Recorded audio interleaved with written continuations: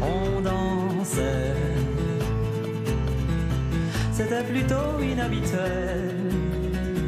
Alors bien sûr j'en profitais. Alors, quand on l'entend, quand on l'écoute, même on ne le reconnaît pas forcément, mais on se dit, je l'ai déjà entendu. C'est ça, c'est quelqu'un, alors c'est vraiment un cas dans le paysage audiovisuel musical actuel. Il s'appelle Dominique A, de son vrai nom Dominique Hanné.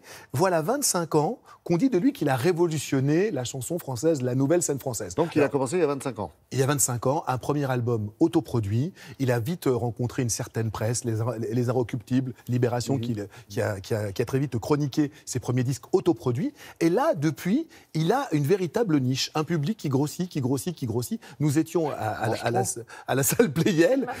Et la salle Playel, plus de 2000 personnes. Alors, ce qui est très, très étonnant, c'est que ce garçon, à part ce titre-là, le 22 Bar, qui est passé un tout petit peu à la radio, ce qui l'avait terriblement énervé, parce qu'il avait un rapport avec le succès qui était assez étrange. Il va nous en parler. Avec les radios de façon générale, non ? Et avec les radios, avec les médias de façon générale, il est devenu culte. Aujourd'hui, lorsque le musée de Nantes ouvre ses portes à une exposition itinérante sur le rock'n'roll, on resitue la chambre d'adolescents de Dominique A. C'est pour vous dire si c'est vraiment devenu une icône. On a refait à l'identique parce qu'il est considéré par la nouvelle chanson française, par la nouvelle scène française, comme une icône, comme un dieu, comme celui.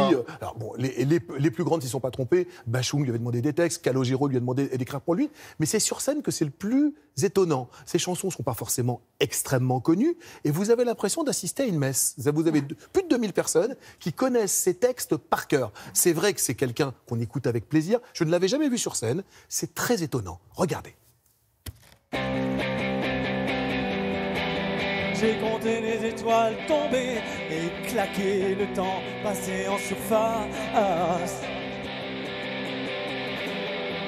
Dominique, être sur scène, ça signifie quoi pour vous ? C'est pas ce que je cherche en premier lieu, c'est-à-dire entre ce que je préfère, c'est l'écriture, c'est concevoir une chanson. Mais pour moi, c'est là où les choses se passent. Que de temps à ne pas succomber.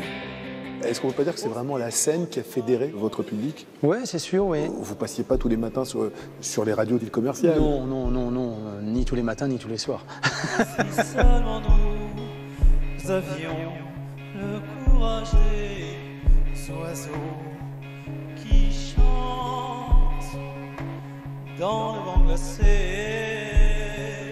J'ai fait un disque et des choses sont arrivées qui m'ont un petit peu dépassé. C'est-à-dire, je ne pensais pas rencontrer une telle adhésion, en fait. Et j'étais, dans ma tête, j'étais pas prêt à ça, tout simplement. J'étais pas prêt à devenir un personnage public. J'en rêvais sans doute, mais j'étais pas prêt. Mais comment vais-je faire pour te faire passer le bout du feu? Mais comment vais-je faire pour te ramener vers le bleu? J'ai l'impression que vos premiers albums ont été fortement portés par une influence littéraire. Et là, sur les 2 derniers albums, on a l'impression qu'il y a plus une influence sociétale. Oui, en fait, c'est plus terrien, quoi. C'est-à-dire qu'avant, quand j'écrivais des chansons, quand le propos des fois était un petit peu flou, ça m'allait. Du moment qu'il y avait des images qui me permettaient de me raccrocher à ça et au plaisir de chanter ces images-là devant des gens. Maintenant, c'est vrai que j'ai non pas envie de donner ma vision du monde, parce que ça, je crois qu'elle est au moins aussi chaotique que celle de tout un chacun, mais simplement de donner un regard sur les choses. Comment vais-je faire pour te faire passer le bout du feu? Mais comment vais-je faire pour... On connaît actuellement une crise du disque sans pareil, et vous, la même année, vous sortez 2 albums. C'est un acte dadaïste. Bah, c'est justement, je pense que tout est permis aujourd'hui. Il y a 90% des chanteurs qui ont du mal à en vendre un. Vous en sortez 2 à 6 mois d'intervalle. Bah, je suis avec des gens qui sont prêts à recevoir ce genre d'idées. Et puis, c'était ludique pour moi. Et ça l'était aussi pour les gens avec qui je travaille. Ils étaient assez excités par l'idée. Pour eux aussi, c'était une façon de fonctionner un peu différente qui les emmenait ailleurs. Je ne t'ai jamais dit, mais nous sommes immortels. La voilà immortelle. On verra sur la dernière chanson, là, Immortel, mais c'est rigolo parce qu'il y avait un débat, là. Oui. Populaire ou pas? Mais il est populaire. Enfin, un artiste qui remplit des salles à plus de 2000 personnes aujourd'hui par la crise du disque. Attendez, il n'a pas fait un album. L'an passé, il en a fait 2. Et je lui demandais... Mais je comprends que les amateurs de concerts à l'écouter, parce qu'effectivement, il y a un son assez particulier. Il y a un son très particulier, il y a un jeu de lumière très particulier. Il est guitare-voix avec quelques sons additionnels qu'il envoie avec quelques pédales et quelques ordinateurs. C'est franchement étonnant. Voilà, c'est un vrai spectacle. On ne s'ennuie pas pendant 2 heures. Vous découvrez un auteur, ou vous redécouvrez. Moi, je connaissais ses disques, encore une fois. Je n'imaginais pas ce que ça pouvait donner sur scène. Il a 2 formules. Il a une formule guitare-voix, celle que nous avons vue et celle qui tourne en ce moment, et une formule avec des musiciens beaucoup plus pop et beaucoup plus rock.